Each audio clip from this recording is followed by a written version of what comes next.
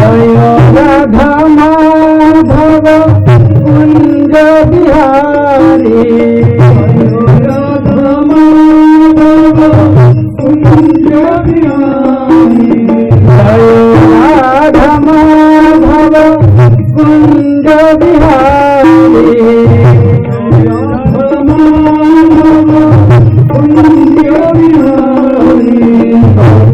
जन वल्लभ गिरिवरधारी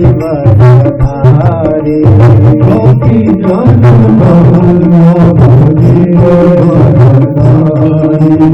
गोपी जन वल्लभ गिरिवरधारी गोपी जन वल्लभ गिरिवरधारी राधा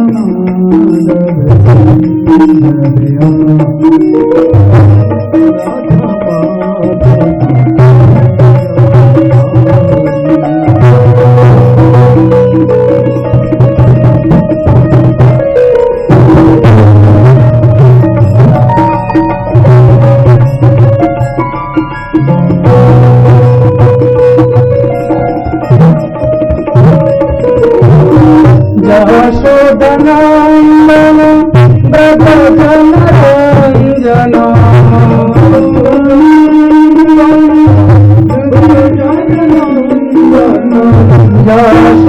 यशोदनंदन व्रत जन रंजन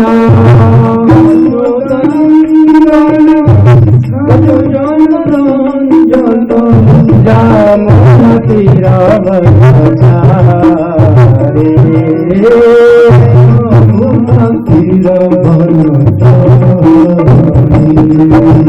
जय राधा माधव कुंज बिहारी राधा माधव कुंज बिहारी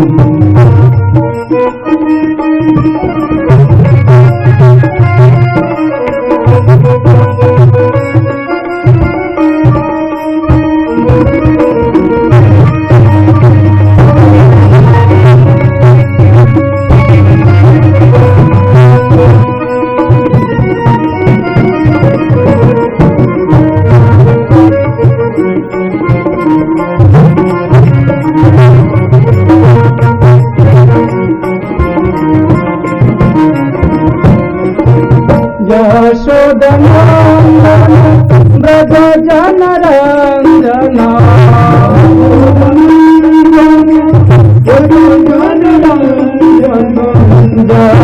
यशोदनंदन व्रत जन रंजन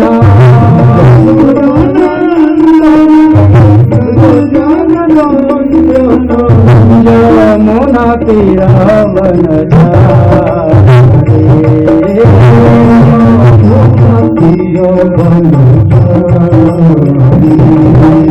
जय राधा माधव कुंज बिहारी जय राधा माधव कुंज बिहारी जय राधा माधव कुंज बिहारी राधा माधव कुंज बिहारी। ओम ज्ञानतिमिरान्धस्य ज्ञानाञ्जनशलाकया चक्षुरुन्मीलितं येन तस्मै श्रीगुरवे नमः। श्रीचैतन्यमनोभीष्टं स्थापितं येन भूतले स्वयं रूप कदा मह्यं ददाति स्वपदान्तिकम्।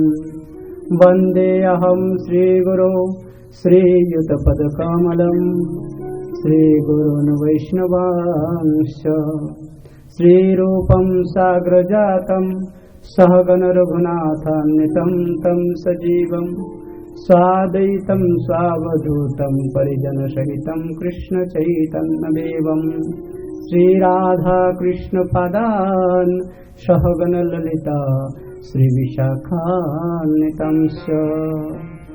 नमोऽयं विष्णुपादाय कृष्णपृष्ठाय भूतले श्रीमते भक्तिवेदान्त स्वामिनिति नामिने। नमस्ते सरस्वती देवे गौरवाणी प्रचारिणे निर्विशेष शून्यवादी पाश्चात्य देशतारिणे। हे कृष्ण करुणा सिंधो दीनबंधो जगतपते गोपेश गोपिका कांत राधा कांत नमस्तुते। तप्त कांचन गौरांगी राधे वृंदावनेश्वरी वृषभानुसुते देवी प्रणमामि हरिप्रिये। वाञ्छाकल्पतरुभ्यश्च कृपा सिन्धुभ्यैव च पतितानां पावनेभ्यो वैष्णवेभ्यो नमो नमः। श्रीकृष्ण चैतन्य प्रभो नित्यानंद श्री अद्वैत गदाधर श्रीवासादि गौर भक्तवृंद। हरे कृष्ण कृष्ण कृष्ण हरे हरे हरे राम राम राम हरे हरे।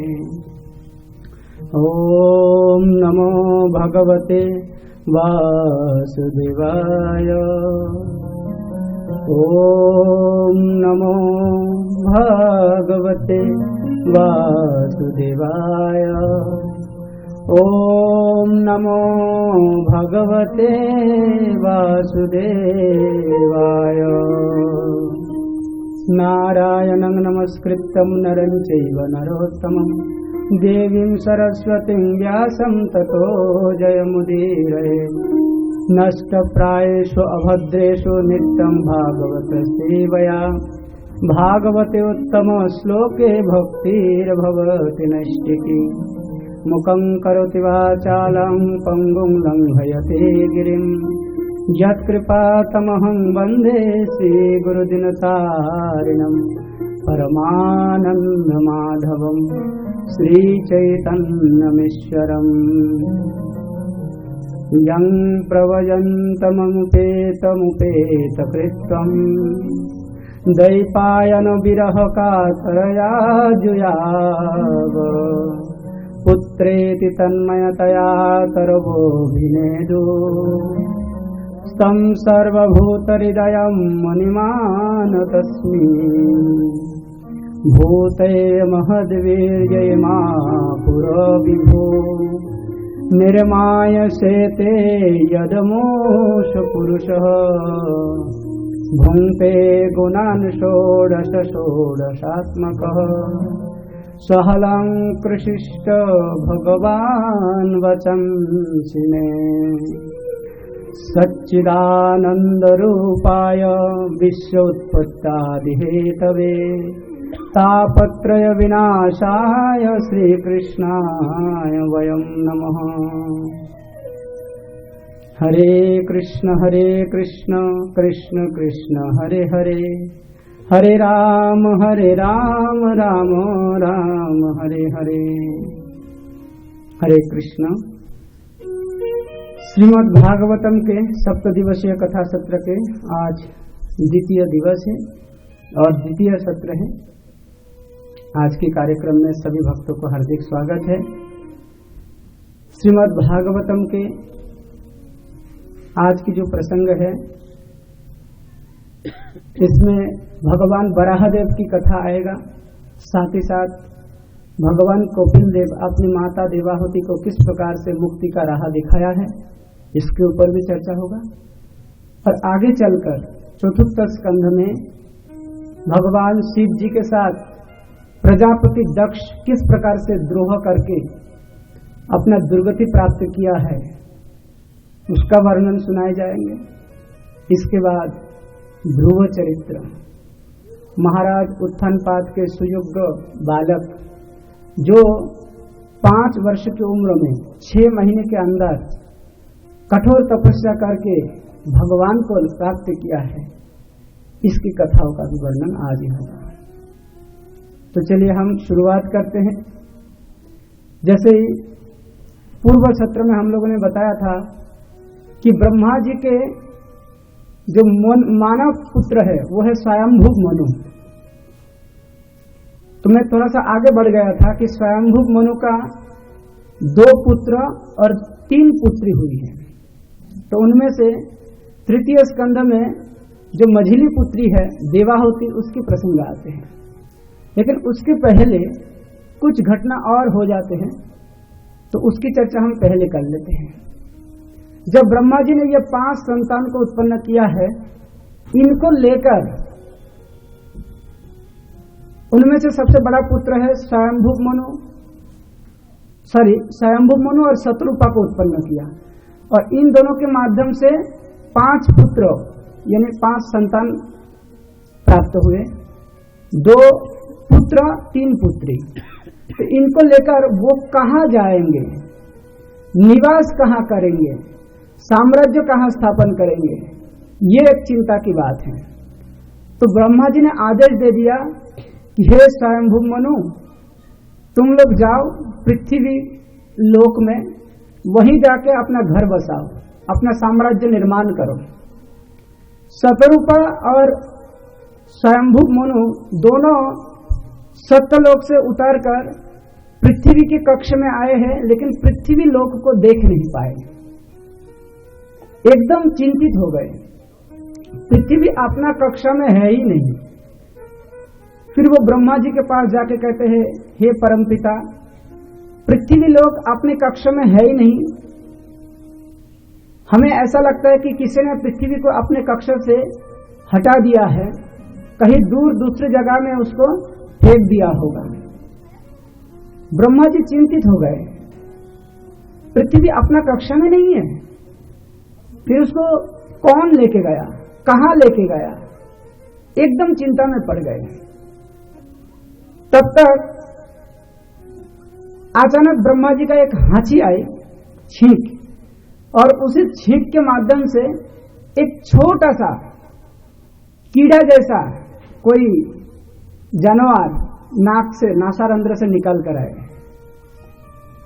और देखते ही देखते ब्रह्मा जी के सामने उसका शरीर बड़ा होने लगे। ऐसा लग रहा है कि ये कोई शुकर है,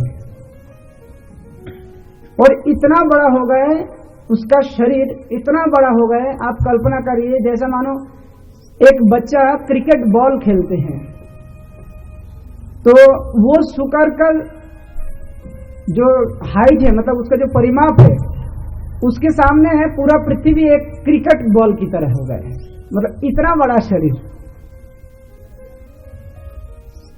तब ब्रह्मा जी समझ गए हैं कि ये जो नासारंध्र से निकलकर देखते ही देखते इतना बड़ा रूप धारण किया है, ये साक्षात भगवान है, सुकर रूप धारण करके आया है, जंगली सुअर। इसी को ही शास्त्र में कहते हैं वराहदेव। बोलिए वराहदेव भगवान की। कथा काल से चल रहे हैं, लेकिन सुकर आज ही आया है, क्योंकि उनकी कथा आज ही होना था। तो इस प्रकार से भगवान वराहदेव चूंकि पृथ्वी को उद्धार करना है, इसलिए वो गर्जना करने लगे। देवता लोग डर के मारे उनकी स्तुति कर रहे हैं, और जब गर्जना कर रहे थे तो उनके शरीर से जो रोमावली वो कभी कभी नीचे गिर रहा है, 2-4 करके, इतना जोर से गर्जना कर रहे थे। उसी से ही कूस घास उत्पन्न हुआ है। श्राद्ध तर्पण आदि कार्यों में या तो आसन निर्माण करने के लिए, जैसा हम लोग बोलते हैं कुशासन, वो यज्ञ वराह भगवान के माध्यम से ही इस दुनिया में प्रकट हुई है। वो सबसे पवित्र माना जाता है, वो भगवान वराहदेव के रोम है। इसके बाद भगवान वराहदेव स्वयं उस पृथ्वी को ढूंढने के लिए निकल पड़ते हैं। ढूंढते ढूंढते वो रसातल चले जाते हैं। रसातल जाने के बाद देखा कि वहां पृथ्वी गिरा पड़ा है समुद्र के ऊपर, गर्भोदक समुद्र के नीचे। तो भगवान ने उसको ढूंढा है, जैसे ड्रेन में आप लोग देखते कि सुअर कुछ कचरा ढूंढते हैं, वैसी प्रकार भगवान ने वो रूप धारण करके पृथ्वी को ढूंढा, और इसके बाद अपना मुख और अपना दांत के सहारे में उस पृथ्वी को नीचे से एकदम क्रेन की तरह ऊपर उठाया, ऊपर उठा के फिर उसको नीचे से रसातल से धीरे धीरे ऊपर ला रहा था। अब जिस राक्षस ने इस पृथ्वी को अपना कक्षा से च्युत करके रसातल में फेंक दिया था, उसका नाम था हिरण्याक्ष। वो हिरण्याक्ष पृथ्वी को रसातल में छुपाते हुए स्वयं अपना राजमहल के में चले गए, और इधर में नारद जी वो स्वयं हिरण्याक्ष को जाके कहने लगे, असुरराज तुम इधर क्या कर रहे हो? तुम्हारे द्वारा छुपाए हुए पृथ्वी को किसी और सुअर आके लेके जा रहा है। हिरण्याक्ष को लगा कि ये सुअर आ गया कहां से, उसको कैसे पता है कि मैं पृथ्वी को कहां रखा, वो तो मेरी अपनी संपत्ति है। तो वो सीधा हिरण्याक्ष अब वराहदेव भगवान को देखकर चिढ़ गए, गुस्से के होकर एकदम गालियां बकने लगे, अरे स्वर रुक जा तू, मेरी संपत्ति है ये धरती, तू कहां ले जा रहे हैं? लेकिन भगवान वराहदेव एकदम कोई शब्द नहीं कर रहा था। वो अपना कार्य को बहुत ही अच्छी तरह से संपन्न कर रहा था। तो इससे एक सिद्धांत ये भी आता है कि जब तक कोई भी महत्वपूर्ण कार्य में हम लगा रहते हैं तो हमें कभी भी संकल्पच्युत नहीं होना चाहिए, उसमें अडिग रहना चाहिए। वो डांट रहे हैं, गालियां बक रहे हैं, निंदा कर रहे हैं, लेकिन फिर भी भगवान वराहदेव चुपचाप धरती को धीरे धीरे करके ऊपर ला रहा था। मैत्रेय मुनि कहते हैं कि भगवान वराहदेव की धरती को इस प्रकार से धारण करके जब ऊपर में ला रहे थे तो देखने में ऐसा लग रहा है कि मानो जैसे भगवान कभी कभी सफेद शंख को अपने मुंह में धारण करके गर्जना करते हैं, उसी प्रकार धरती ये शंख की तरह हो गया है और भगवान मानो उसको फूंक रहे हैं। देखने में इतना सुंदर लग रहा था। और इसके बाद धीरे धीरे पृथ्वी को अपने कक्ष पर लाकर फिर उसको रखा। इसके बाद भगवान वराह अब हिरण्याक्ष के ऊपर एकदम चिढ़ गए और दोनों ने आपस में भिड़ गए, युद्ध हुआ। हजारों वर्षों तक यह युद्ध चलता रहा। भगवान वीर रस आस्वादन कर रहे हैं। हिरण्याक्ष कभी भगवान के ऊपर प्रहार करते हैं, भगवान कभी हिरण्याक्ष के ऊपर प्रहार करते हैं। कहते कि जब हिरण्याक्ष भगवान के ऊपर प्रहार कर रहे हैं तो भगवान के लिए वो प्रहार ऐसा है मानो किसी हाथी को इस प्रकार से जो फूलों के हार है उससे अगर पीटा जाए तो हाथी को कैसा लगता है, बहुत मजा आते होंगे। लेकिन जब भगवान हिरण्याक्ष को मार रहे हैं उस समय वज्र की तरह दर्द हो रहा था, इतना कठोर था। काफी समय तक दोनों में आपस में झगड़ा हुआ है, लड़ाई हुआ है, युद्ध हुआ है। फिर लगभग ब्रह्मा जी के जो दिन का समय है वो सूर्य अब अस्त जाने वाला है। उस समय ब्रह्मा जी ने कहने लगे कि हे प्रभु, आपने बहुत वीर रस आस्वादन कर लिया, आप कृपा करके आप इस असुर को वध कर दीजिए, क्योंकि जब रात होते हैं तो असुरों के बल बढ़ जाता है, उसके पहले पहले आप इसको मार दीजिए। तो भक्तों की इच्छा है तो भगवान ने खेलते ही खेलते उस सुअर रूप धारण करके हिरण्याक्ष को इतना जोर से मारा, इतना जोर से मारा, कभी गदा से मारा तो कभी घोचा से मारा। एकदम उसका अब रक्त बमन होने लग गया और देखते ही देखते उसका इतना बड़ा प्रकांड शरीर धराशायी हो गए और उसके मृत शरीर को इतना जोर से फेंका कि उसके जो दूसरे भाई है हिरण्यकशिपु उसके राजमहल के सामने आके गिर गए।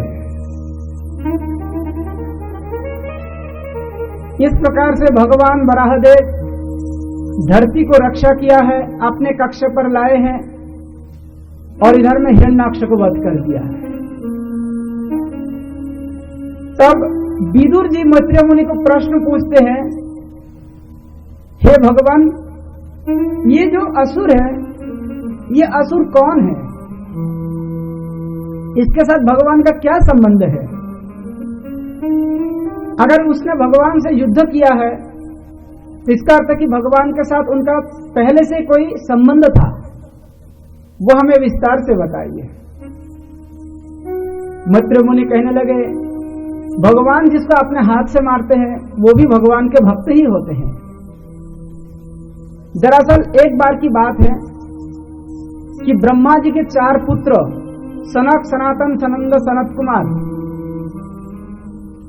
ये लोग नैष्ठिक ब्रह्मचारी, ये लोग छोटे बालक के रूप धारण करके हमेशा ब्रह्मांड के हर स्थान पर विचरण करते हैं। तो ब्रह्मा जी ने उन लोगों को सलाह दिया, क्योंकि तुम लोग मुक्त पुरुष आत्माराम हो, निष्काम हो, इसलिए तुम लोग चाहो तो कभी भगवान के वैकुंठ धाम में भी भ्रमण करके आ सकते हो। तो ये 4 कुमार भगवत दर्शन की लालसा में वैकुंठ की ओर रवाना हो गए। वैकुंठ में 7 दरवाजा होते हैं, 6 दरवाजा ये लोग पार कर गए। किसी भी द्वारपालों ने इन 4 कुमारों को रोका नहीं, लेकिन आखिरी दरवाजा में जो द्वारपाल हुआ था वो है जय एवं विजय। ये दोनों ये 4 कुमारों को रोक दिया, कहने लगे कि अरे ऋषि कुमारों, तुम लोग कहां जा रहे हो? तुम लोग निर्वस्त्र हो, तुम लोग अल्पायु अल्पज्ञानी लगते हो, तुम लोग यहां तक कैसे आ गए हो? किससे मिलना चाहते हो? अब हमारे प्रश्न के उत्तर दिए बिना तुम लोग अंदर नहीं जा सकते हो। तो ये चतुष कुमारों ने सोचने लगे कि वैकुंठ के विषय में हमने सुना है कि यहां पे भेद बुद्धि करने वाला कोई नहीं होता है, और भगवान ने जो द्वारपाल रखे हैं ये लोग तो भेद बुद्धि करते हैं। देखो, हमें अंदर जाने दो, हमें रोको मत। जय विजय कहने लगे कि नहीं, तुम लोग किस प्रयोजन से आए हो और क्यों अंदर जाना चाहते हो, खोल के बताओ। हम अपने प्रभु, अपने स्वामी से निवेदन करेंगे, वो अगर अनुमति प्रदान करे तो ही तुम लोगों को अंदर जाने देंगे, नहीं तो नहीं। चतुष कुमार के मन में गुस्सा आ गए भगवत इच्छा से। अब ये लोग सहन नहीं कर पाए और सीधा द्वारपाल दोनों को श्राप दे दिया, अरे दुष्ट, तुम लोग वैकुंठ में रहने लायक नहीं हो, तुम दोनों ने हम लोगों को रोक रहे हो। भगवान से मिलने के लिए भक्तों को रोकना कितना बड़ा पाप होता है। क्योंकि तुम्हारे मन में भेद बुद्धि है, इसलिए तुम दोनों इस वैकुंठ में रहने लायक नहीं हो। तुम दोनों नीचे लोक में गिर जाओ और असुर शरीर में तुम लोगों को रहना है, जाओ, वहीं तुम्हारे लिए उपयुक्त स्थान होगा। तुम्हारे अंदर दासत्व करने का इच्छा नहीं है, प्रभुत्व करने का इच्छा है, इसलिए प्रभुत्व करना है तो वैकुंठ लोक में नहीं, मर्त्य लोक में जाओ, नीचे के लोक में। इस प्रकार से जय विजय इन दोनों के ऊपर श्राप गिर गए और उसी समय भगवान जय विजय और चतुष कुमारों के बीच में आके प्रकट हो गए। भगवान ने पूछा क्या हो गया? चतुष कुमार वो लोग भी थोड़ा पश्चाताप कर रहे कि हम भगवान के पार्षदों को श्राप दे दिया, और भगवान के पार्षद जय विजय वो तो रो ही रहा है, प्रभु अब हमारा क्या होगा? देखो ये मुनि कुमारों ने हम लोगों को श्राप दे दिया है, हमारा अब क्या गति होगा? तो भगवान ने कहा इसमें ना तुम्हारा कोई दोष है ना चतुष कुमारों का कोई दोष है, तुम दोनों ही मेरे परम भक्त हो। दरअसल इसमें मेरा इच्छा ही बलवान है, मुझे थोड़ा सा वीर रस आस्वादन करने का इच्छा हुआ है, तो इसलिए इन लोगों के मन में मैं क्रोध उत्पन्न कर दिया और ये 4 कुमार तुम लोगों को श्राप दे दिया, और अब तुम लोगों को नीचे के ग्रहलोक में जाके जन्म लेना पड़ेगा। तो जाओ असुर शरीर में, मैं वचन देता हूं 3 जन्म में तुम दोनों को मैं वापस लेके आ जाऊंगा, और जब तक तुम धरती पे रहोगे, नीचे के लोक में रहोगे, तब तक तुम परम प्रभावशाली रहोगे जिस वंश में जन्म लोगे, परंतु मेरे साथ तुम्हारे सीधा शत्रुता होगा, और उसी शत्रुता के माध्यम से मैं वीर रस आस्वादन करते रहूंगा और 3 जन्मों के बाद तुम दोनों को वापस वैकुंठ में लेके आ जाऊंगा। और इस ऋषि कुमार भगवान को दर्शन किए हैं, भगवान का चरण कमल में जाके दंडवत प्रणाम निवेदन किया है, भगवान के चरणों को सूंघ रहे हैं, क्योंकि वहां पे अगुरु और चंदन और तुलसी इसका मिश्रण जो सुगंध है, उस घ्राण को आस्वादन करके ये 4 कुमारों के मन में जो द्वैत भाव यानी ब्रह्म भाव, निराकार भाव भगवान के विषय में विराजमान था, वो हट गया। अब वो भगवान के साकार सच्चिदानंद स्वरूप को स्वीकार करने लग गए हैं, और तब से ये 4 कुमार भगवान के शुद्ध भक्त बन गए हैं। पहले ये लोग ब्रह्मवादी था, अब ये चारों भगवान के एकनिष्ठ साकारवादी भक्त बन गए हैं। चतुष कुमार तो वहां से फिर भगवान के दर्शन करके भगवान से कृपा प्राप्त करके वापस आ गए। लेकिन इधर में ये जो जय विजय है, इन दोनों का पतन हो रहा था, वैकुंठ से पतन हो रहा था। वैसे पतन नहीं होता है, वैकुंठ का अर्थ यही है जहां पे कोई कुंठा नहीं, पतन की संभावना नहीं, वही वैकुंठ है। लेकिन अगर भगवान की योजना हो तो हो सकता है। भगवत इच्छा मानकर ये जय विजय उस शरीर को त्याग देकर अब धीरे धीरे नीचे की लोक में आके गिर रहे हैं। लेकिन जैसे एक एरोप्लेन आसमान में उड़ते हैं तो उसको लैंड करने के लिए कोई ना कोई एयरपोर्ट चाहिए, इसी प्रकार धरती में भी एक घटना हो रहे हैं। कहते कि कश्यप मुनि के बहुत सारे पत्नियां हैं, उनमें से एक पत्नी का नाम है दीति। वो दीति कश्यप मुनि संध्या के समय संध्या वंदन आदि में व्यस्त है, लेकिन उसी समय दीति का मन में कामीच्छा जागृत हो गए। उसने सीधा आके अपने पति से मांग करने लगे, हे पतिदेव, हे स्वामी, मुझे पुत्र प्राप्ति की बहुत इच्छा हो रही है, तो आप मेरी मनोकामना पूरा कर दीजिए। देवी आप क्या कह रहे हैं? अभी ये संध्या वंदन आदि करने का समय है। इस समय भगवान शंकर अपने भूत प्रेत पिशाच आदि को लेकर इधर उधर घूमते रहते हैं, और जो भी संध्या के समय अशुभ कर्मों में प्रवृत्त होता है तो उस समय शिव जी किसी न किसी बुरी आत्मा को उसके पास भेज देते हैं। तो अभी इसी समय अगर मैं तुम्हारे साथ रमन करूंगा तो इससे हमारी जो संतान होगा वो अच्छा नहीं होगा, क्योंकि ये उपासना करने का समय है, ये उपभोग करने का समय नहीं है। तुम थोड़ी देर रुक जाओ देवी। लेकिन दीति एकदम नहीं मानी। उसने कहा कि नहीं प्रभु, अभी मुझे चाहिए। तो देखिए कहां संध्या वंदन आदि कुछ भी नहीं किया, कश्यप मुनि को जबरदस्ती उसी काम में प्रवृत्त कराए गए। और जब रमन प्रक्रिया संपन्न हो गए तो दीति का पश्चाताप होना शुरू हो गया। हाय हाय, मैंने क्या कर दिया। मेरे स्वामी परम समर्थवान है, उनसे इस प्रकार के कुसमय में मैंने पुत्र प्राप्ति का इच्छा क्यों व्यक्त की। प्रभु आप बताइए, अभी हमारे माध्यम से जो संतान होगा ये कैसा संतान होगा, कौन होगा, आप बताइए, आप तो त्रिकालदर्शी हैं। तब कश्यप जी कहने लगे कि देखो देवी, तुमने मेरा बात तो माना नहीं, तो अभी तुम्हारा एक संतान नहीं बल्कि 2 संतान होगा, और ये दोनों संतान पूरा ब्रह्मांड के लिए सबसे बड़ा संकट पैदा करने वाला है। ये घोर आसुरिक स्वभाव संपन्न होगा, और ये लोग जब जन्म लेगा उस समय प्राकृतिक आपदा शुरू हो जाएंगे, चारों तरफ आंधी तूफान चालू हो जाएगा और जितने सारे अपशकुन दिखाई पड़ेगा। ये सुनकर दीति घबरा गई, हमारे संतान ऐसे होंगे, लेकिन इसका कोई अच्छा दिक नहीं होगा। बोले हाँ, कुछ अच्छा दिक भी होगा। वो जो दोनों संतान होंगे ये भगवान शिव, भगवान ब्रह्मा और भगवान विष्णु के अलावा बाकी सभी के द्वारा पूजनीय होंगे, मतलब जबरदस्ती वो सब लोग इनके अधीन में रहेंगे, आतंक में रहेंगे। इतना पराक्रमशाली होगा तुम्हारा दोनों पुत्र, और दोनों ही पुत्र को वध करने के लिए पूर्ण पुरुषोत्तम भगवान को 2 अलग अलग रूप धारण करके आना पड़ेगा।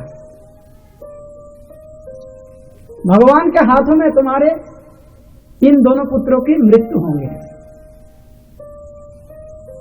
और कुछ अच्छा नहीं होगा हमारे पुत्रों के साथ। और एक अच्छा ये होगा कि तुम्हारे पुत्रों से और जो पुत्र उत्पन्न होगा, जैसे हिरण्यकशिपु, उसका जो पुत्र होगा वो भगवान का परम भक्त होगा, प्रहलाद। इसलिए तुम्हारा इस वंश परंपरा से भी यश फैलेगा। तुम चिंता मत करो देवी, लेकिन अभी कुछ समय के लिए तुमको बहुत तकलीफ झेलना पड़ेगा। दीति माता कहने लगी तो ऐसा करते कि हम इनको अभी गर्भ में धारण करके रखते हैं, अभी इसको हम जन्म नहीं देंगे, समय आने पर ही इसका जन्म होगा। 100 वर्षों तक अपना गर्भ को धारण करके रख दिया। 100 वर्ष दीति ने कितना तकलीफ उठाए। और 100 वर्षों के बाद वही दोनों पुत्र का जन्म का समय आ गया। वही चारों तरफ प्राकृतिक आपदाएं दिखाई देने लगे, अपशकुन दिखाई देने लगे, देवता लोग डर रहे हैं, मुनि ऋषि लोग डर रहे हैं, सृष्टि में अफरा-तफरी मच गए हैं। और दोनों बालक का जब जन्म हुआ है तो सबसे पहले हिरण्यकशिपु और बाद में हिरण्याक्ष, ये दोनों वही द्वारपाल जय विजय दीति के पुत्र के रूप में इस धरती पर प्रकट हुए। इसके बाद धीरे धीरे दोनों बड़ा हुए और ब्रह्मा जी का तपस्या किया है दोनों ने, लेकिन अलग अलग समय में किया है। हिरण्याक्ष ने तपस्या किया है, असीम बल प्राप्त किया है, उसको लड़ने का बहुत इच्छा था। किससे लड़े, किससे लड़े। एक बार घूमते घूमते सीधा पाताल लोक में चले गए वरुण देव के पास। वरुण देव से कहा कि मैंने सुना तुम बहुत सारे युद्ध में विजय प्राप्त किए हो, हे वरुण देव, मैं तुमको ललकारता हूं, आओ मुझसे युद्ध करो। वरुण देव कहने लगे, देखिए असुरराज, मैं बहुत वृद्ध हो गया हूं, अब मुझे युद्ध करने की बहुत इच्छा नहीं है, मैं युद्ध से अब निवृत्त हो गया, मतलब रिटायर्ड हो गए। तो हिरण्याक्ष कहने लगे कि जब मैं युद्ध करने के लिए आया तब तुमका रिटायर्ड का टाइम हुआ, पहले से युद्ध में बहुत तुम्हारा नाम फैल गया था, अब मैं युद्ध करने के लिए आया, तुम युद्ध में पहले से ही रिटायर्ड हो गए हो, अब मैं किससे युद्ध करूं, मेरा शरीर के जो खुजलाहट है वो किससे दूर करूं। तब तक नारद जी आके कहने लगे कि असुरराज, वो जो घटना मैं पहले बोल दिया, आप युद्ध करने के लिए तरस रहे हैं, कोई दूसरा सुअर आके वो आपके द्वारा छुपाया गया जो पृथ्वी है उसको उठा के लेके जा रहे हैं। तो इस प्रकार से वो हिरण्याक्ष अब भगवान बराहदेव से भिड़ गए हैं और उसी के माध्यम से हिरण्याक्ष का अब मृत्यु हो गए हैं। तो इसके बाद वही पृथ्वी अपने स्थान पर आ जाते हैं और वहां पे स्वयंभू मनु अपना बहिष्मतिपुर, इसको अपना राजधानी बनाकर फिर इसके बाद अपना संतान उत्पत्ति करते हैं और उसके माध्यम से धीरे धीरे आगे चल के फिर ये 2 पुत्र और 3 पुत्री उत्पन्न हुई हैं। 3 पुत्रियों में सबसे बड़ा पुत्री का नाम है आकुति, उसको रुचि प्रजापति के साथ विवाह दी गई है। ये रुचि, ये भी ब्रह्मा जी की पुत्र है और इन दोनों के माध्यम से एक संतान उत्पन्न हुआ है जिसका नाम है यज्ञ भगवान, मतलब वो भगवान का ही स्वरूप है। 24 अवतारों में वो भी एक है, यज्ञ भगवान। ये स्वयंभू मन्वंतर में 2 कार्यों को संभाला है, एक मन्वंतर अवतार के रूप में भी कार्य किया, दूसरा इंद्र का पद भी संभाला, ये यज्ञ भगवान। इसके बाद आते हैं वही देवाहुति के प्रसंग जो मैंने सुबह दोहराया, और देवाहुति कर्दम के साथ विवाह दी गई है और देवाहुति और कर्दम के माध्यम से बहुत सारा संतान उत्पन्न हुआ है। सबसे पहले 9 पुत्रियां उत्पन्न हुई है। वो जो 9 पुत्रियां है उसका नाम है कला, अनुसुईया, श्रद्धा, हविर्भू, गति, क्रिया, अरुंधति, चित्ती और ख्याति। तो ब्रह्मा जी से निवेदन किया कर्दम मुनि ने, हे परमपिता, मेरे 9 कन्याओं को किस प्रकार से सद्गति हो सकते हैं, इनके लिए दामाद कहां से ढूंढेंगे। ब्रह्मा जी कहने लगे, तुम चिंता मत करो, मैं आ ही रहा हूं, मेरे पास 9 ऋषि पुत्र है और कुछ ब्रह्मचारी पुत्र भी है। तो ब्रह्मा जी ने अपने हंस पर सवार होके 9 ऋषि पुत्रों को लेकर आए हैं, जो लोग आगे जाके गृहस्थ बने हैं, और कुछ ब्रह्मचारी पुत्रों को भी लाए हैं। कहां? कर्दम मुनि के आश्रम में। तत्काल 9 कन्याओं के लिए 9 पुत्रों को तैयार करके बोला कि अब इनसे शादी करो। तो कला से विवाह हुआ है मरीचि ऋषि का, उससे 2 पुत्र उत्पन्न, 1 पुत्र 1 पुत्री, कश्यप एवं पूर्णिमा। पूर्णिमा का 3 संतान उत्पन्न हुआ है, विराज, विश्वाक, देवकुल्या। ये देवकुल्या आगे जाके गंगा के नाम से प्रसिद्धि प्राप्त किया। दूसरी पुत्री का नाम है अनुसुईया। इस अनुसुईया को अत्रि ऋषि के साथ विवाह दी गई है। इस अत्रि और अनुसुईया के माध्यम से जो संतान उत्पन्न हुआ है सोम, दत्तात्रेय और दुर्वासा। इसका वर्णन 4th स्कंद में होता है, किस प्रकार से कैसे हुआ है। और तीसरा जो कन्या है उसका नाम है श्रद्धा, उसका विवाह हुआ है अंगिरा ऋषि से। उससे सिनीवाली, कुहू, राका, अनुमति, उतत्था और देवगुरु बृहस्पति का जन्म हुआ है। आगे जाके जो कन्या है उसका नाम है हविर्भू। ये विवाह हुआ है पुलस्त ऋषि के साथ। इसके माध्यम से अगस्त्य मुनि, विश्वश्रवा मुनि और ईडविडा इनका जन्म होता है। अगस्त्य मुनि और विश्वश्रवा मुनि। विश्वश्रवा मुनि का 2 पत्नी है, एक पत्नी का नाम है केशिनी, दूसरी पत्नी का नाम है ईडविडा। केशिनी के माध्यम से रावण, कुंभकर्ण और विभीषण का जन्म हुआ है, और ईडविडा के माध्यम से कुबेर का जन्म हुआ है। एक कन्या है गति, उनके साथ विवाह हुआ है पुलह ऋषि का, उससे 3 संतान उत्पन्न हुआ है, कर्मश्रेष्ठ, बरियान, सहिष्णु। और एक कन्या है क्रिया, ये क्रतु ऋषि के साथ विवाह हुआ है। इनके माध्यम से 60,000 बालखिल्ला ऋषियों का उत्पत्ति हुई है। इसके बाद अरुंधति को विवाह दी गई है वशिष्ठ ऋषि के साथ। इनके माध्यम से चित्रकेतु, सुरोज, विरजा, मित्र, उल्वन, वृषबुध्वान, वसुबुध्वान और दुमान, ऐसे 7 पुत्र उत्पन्न हुए हैं। एक पुत्री का नाम है चित्ती, इसके साथ विवाह हुआ है अथर्वा मुनि का। इसके माध्यम से दधीचि मुनि, जिसको अश्वशिरा भी कहते हैं, उसका जन्म हुआ है। एक पुत्री का नाम है ख्याति, उसको विवाह दी गई है भृगु मुनि के साथ, और उनका 2 पुत्र 1 पुत्री हुई। 2 पुत्र का नाम है धाता, विधाता, और एक पुत्री का नाम है श्री। धाता के साथ विवाह हुआ है आयति, विधाता के साथ विवाह हुआ है नियति। आयति से मृकंड मुनि उत्पन्न हुई है, और इस मृकंड मुनि से आगे जाके मार्कंडेय ऋषि जन्म लिया है। और इधर में विधाता और नियति, इन दोनों के माध्यम से जो संतान हुआ है उसका नाम है प्राण, और इसी प्राण से उत्पन्न हुआ है वेदशिरा ऋषि। उस वेदशिरा ऋषि का पुत्र का नाम हुआ है उशना तथा शुक्राचार्य, जो दैत्यों के गुरु हुए हैं। तो इस प्रकार से 9 कन्या ये महान वंश परंपरा के आगे बढ़ाने के लिए अपना भूमिका निभाई है। और इसके बाद कर्दम मुनि की तपस्या के बल पर देवाहुति माता के कोख से सर्वसमर्थमान भगवान कपिल देव का प्राकट्य हुआ है।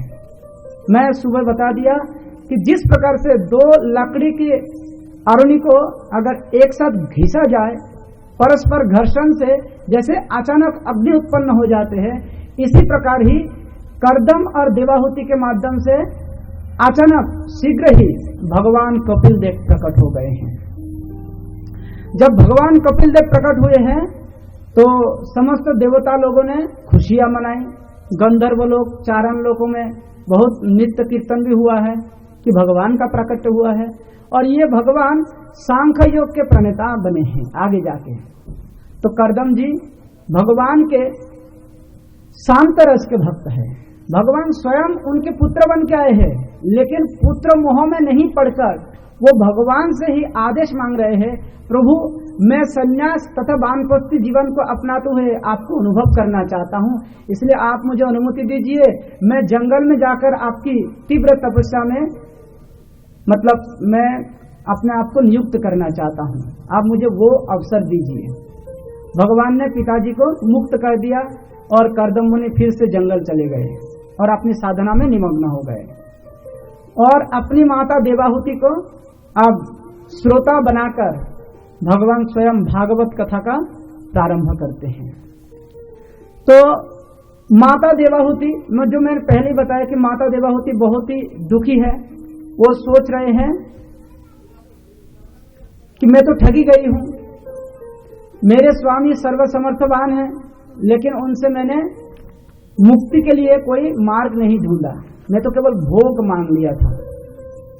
अब इनसे जो मेरे पुत्र है, जो भगवान है साक्षात, इनसे मैं केवल आध्यात्मिक लाभ लूंगा। तो सबसे पहले देवाहुति कुछ प्रश्न पूछते हैं, पुत्र मानकर नहीं, भगवान मानकर। देखिए, भगवान किसी का पुत्र बने हैं, लेकिन अपने मुक्ति के चक्कर में भगवान को पुत्र नहीं समझ पा रहे थे, भगवान के रूप में ही उसको स्वीकार करना पड़ रहा है। तो कहते कि हे प्रभु, मैं अपनी भौतिक इंद्रियों के विक्षोभ से उबी हुई हूं और इसके फलस्वरूप मैं अज्ञान रूपी अंधकार के गर्त में गिर गई हूं। हे प्रभु, आप ही अज्ञान के इस घने अंधकार से बाहर निकालने में एकमात्र साधन है, क्योंकि आप ही मेरे दिव्य नेत्र है, जिसे मैंने आपके अनुग्रह से अनेक अनेक जन्मों के पश्चात प्राप्त किया है। आप पूर्ण पुरुषोत्तम भगवान हैं, जो समस्त जीवों के मूल एवं परमेश्वर है। आप ब्रह्मांड के अज्ञान रूपी अंधकार को दूर करने हेतु सूर्य की किरणों को विस्तारित करने हेतु उदित हुए हैं। तो प्रभु, आप मुझ पर प्रसन्न हो जाइए। तो इसके बाद आगे जाके देवाहुति ने कुछ प्रश्न किया। मैंने आपके चरण कमलों की शरण ग्रहण की है, क्योंकि आप ही एकमात्र व्यक्ति है जिनकी शरण ग्रहण की जा सकती है। आप वो कुल्हाड़ी है जिससे भौतिक अस्तित्व रूपी वृक्ष काटा जा सकता है। अतः मैं आपको नमस्कार करती हूँ, क्योंकि समस्त अध्यात्मवादियों में आप महानतम हैं।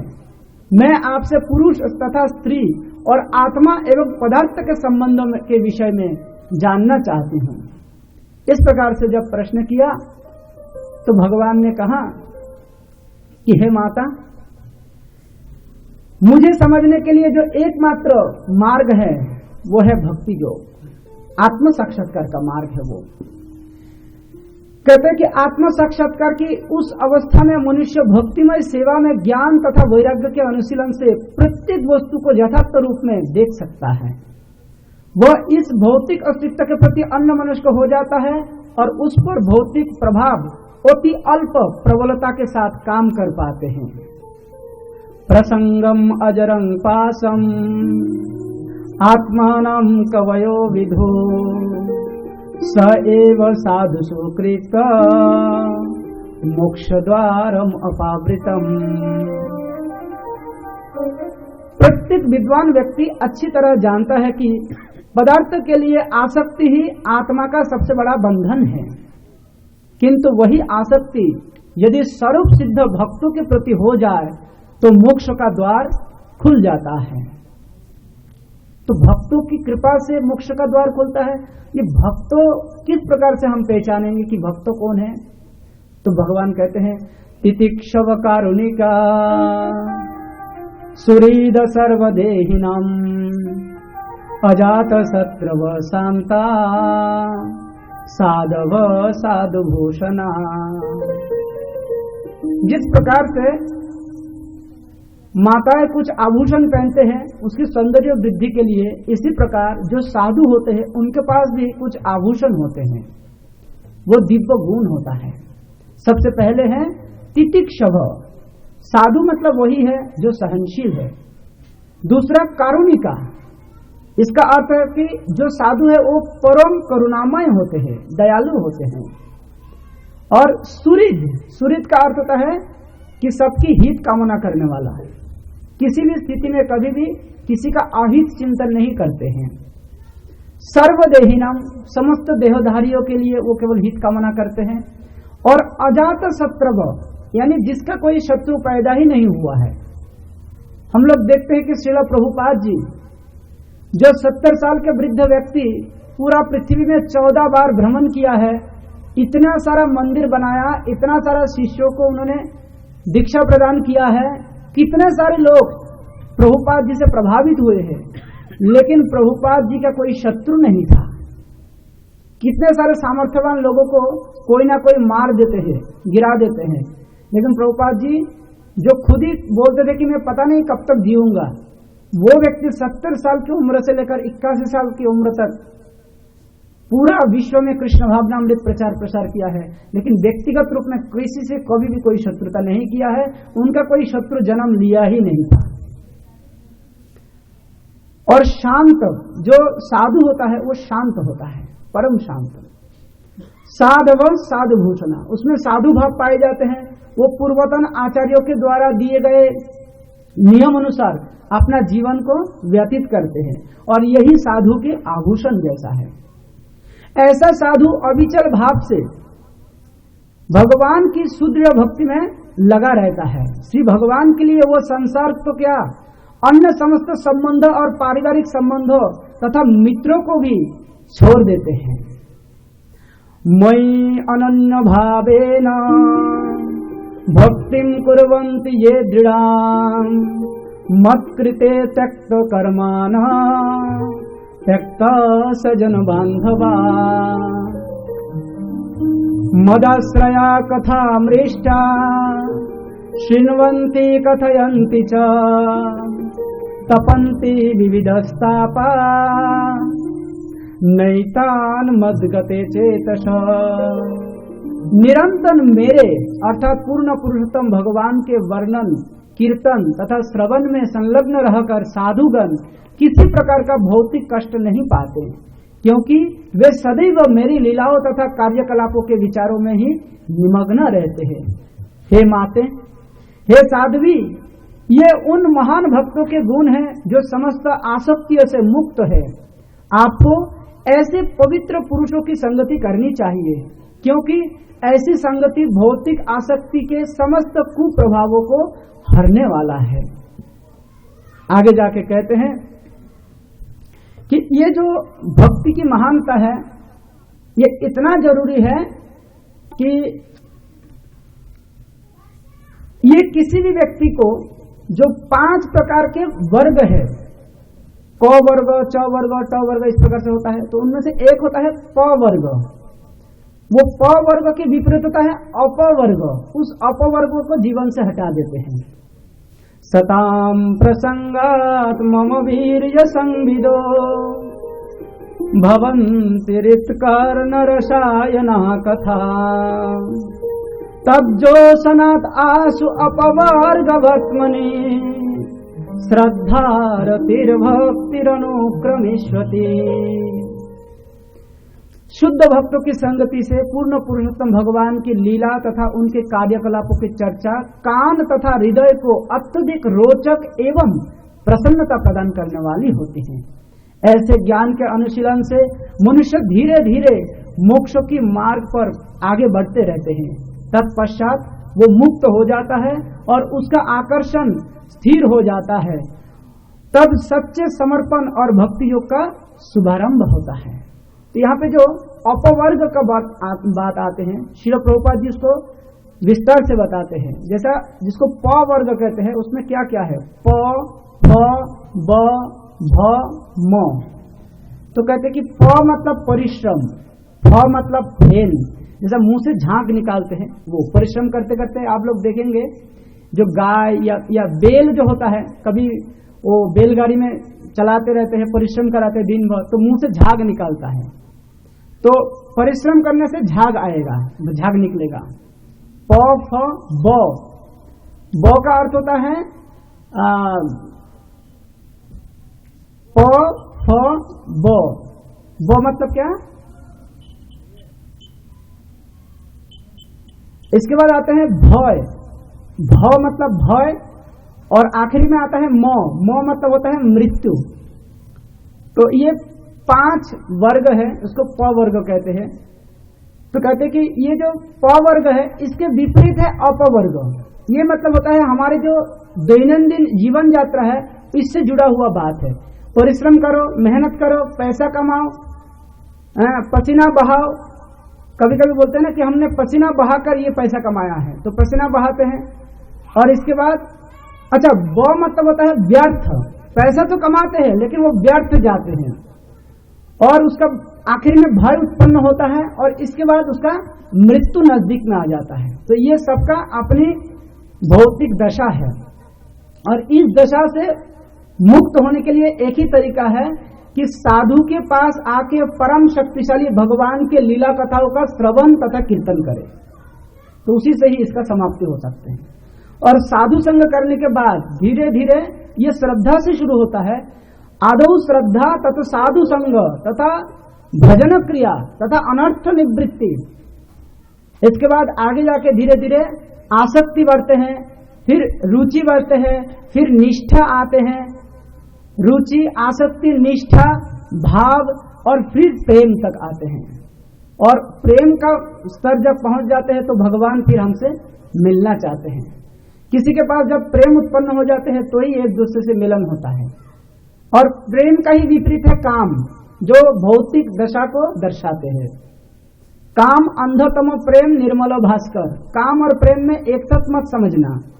काम किसी भी व्यक्ति को अंधा बना देते हैं, उसकी मानसिकता छोटा कर देते हैं, उसके दिमाग में स्वार्थ भर जाते हैं, भोग प्रवृत्ति लालसा भर जाते हैं।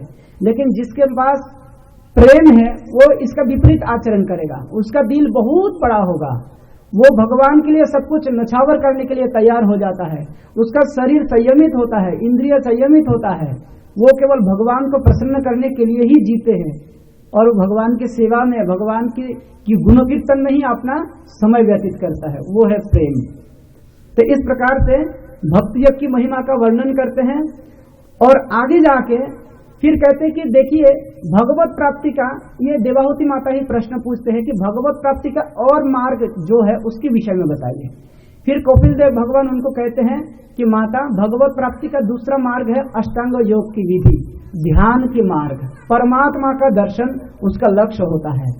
वो जैसे मैंने पहले बताया कि भगवान की चरण कमल से उसका ध्यान करना होता है, भगवान की वेशभूषा, भगवान की आभूषण, भगवान की अलग अलग अंग प्रत्यंग, घुंघराले बाल, मुकुट, इस प्रकार से शंख चक्र गदा पद्म आदि इन सब का ध्यान करना, ये सब अष्टांग योग का विधि है। यम नियम प्राणायाम, आसन प्राणायाम, ध्यान धारणा प्रत्याहार समाधि, इस अंगों के द्वारा भगवत प्राप्ति का एक और मार्ग है। लेकिन सबसे जो सरल मार्ग होता है वो भक्ति योग ही होता है। आगे जाके फिर प्रश्न पूछते हैं कि जिस भौतिक जगत में किसी भी जीव फंस जाते हैं, ये भौतिक जगत कैसे निर्माण होता है, उसके विषय में कहते हैं कि हे माता, यह भौतिक जगत 24 तत्व से बना हुआ होता है।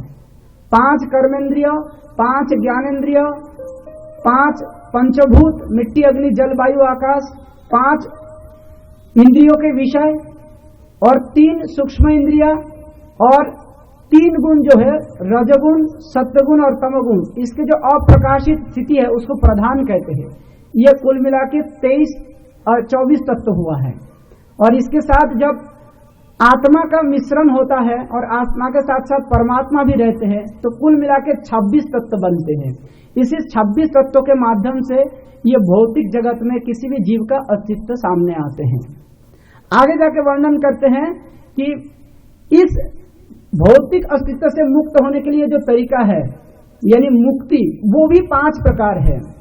सालोक्य मुक्ति, सामीप्य मुक्ति, साष्टी मुक्ति, सारूप्य मुक्ति और साजुज्य मुक्ति।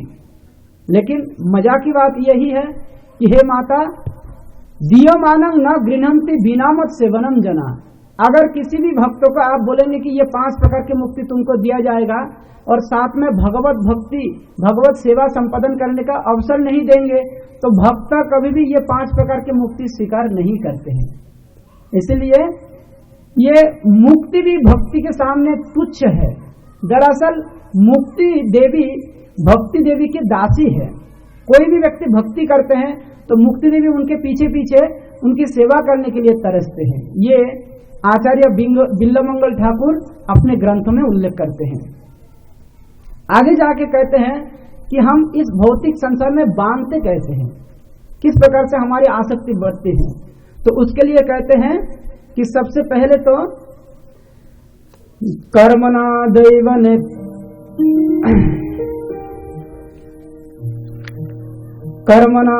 दैव नेत्रेण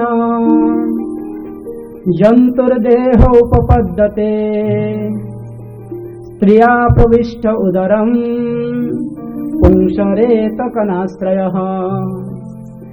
हे माता, परमेश्वर की अध्यक्षता में तथा अपने कर्मफल के अनुसार विशेष प्रकार का शरीर प्राप्त करने हेतु जीव आत्मा को सबसे पहले पुरुष की वीर्यकण के रूप में स्त्री के गर्भ में प्रविष्ट कराए जाते हैं। ये भागवतम कितना बड़ा विज्ञान है, आप सुनिए। कहते कि पहली रात में शुक्राणु तथा रज मिलते हैं और 5वीं रात में यह मिश्रण बुलबुले का रूप धारण कर लेता है। 10वीं रात को यह बढ़कर बेड़ जैसा हो जाता है और उसके पश्चात धीरे धीरे यह मांस के पिंड या अंडे में परिवर्तित हो जाता है।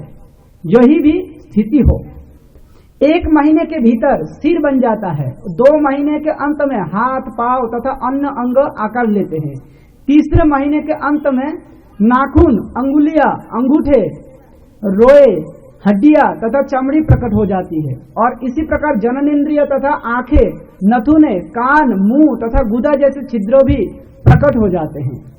गर्भधारण के 4 महीने के भीतर शरीर के 7 मुख्य अवयव उत्पन्न हो जाते हैं। इनके नाम है रस, रक्त, मांस, चर्बी, हड्डी, मज्जा तथा वीर्य। 5 महीने में भूख तथा प्यास लगने लगती है और 6 मास के अंत तक झिल्ली यानी जरायु के भीतर बंध गर्भ में यानी भ्रूण उदर के दाहिने भाग में चलने लगते हैं। माता द्वारा ग्रहण किए गए भोजन तथा जल से पोषण प्राप्त करके भ्रूण बढ़ता रहता है और मल मूत्र के घृणित स्थान में रहता है, जो सभी प्रकार के कीटाणुओं के उपजने का स्थान है। उदर में भूखे कीड़ों द्वारा शरीर भर में बारंबार काटे जाने पर शिशु को अपनी सुकुमारता के कारण दारुण पीड़ा होती है। इस भयावह स्थिति के कारण वो क्षण अचेत होता रहता है। माता के खाए कड़वे, तीखे, अत्यधिक नमकीन या खट्टे भोजन के कारण शिशु के शरीर में निरंतर पीड़ा होती रहते हैं, जो प्राय असह्य होते हैं।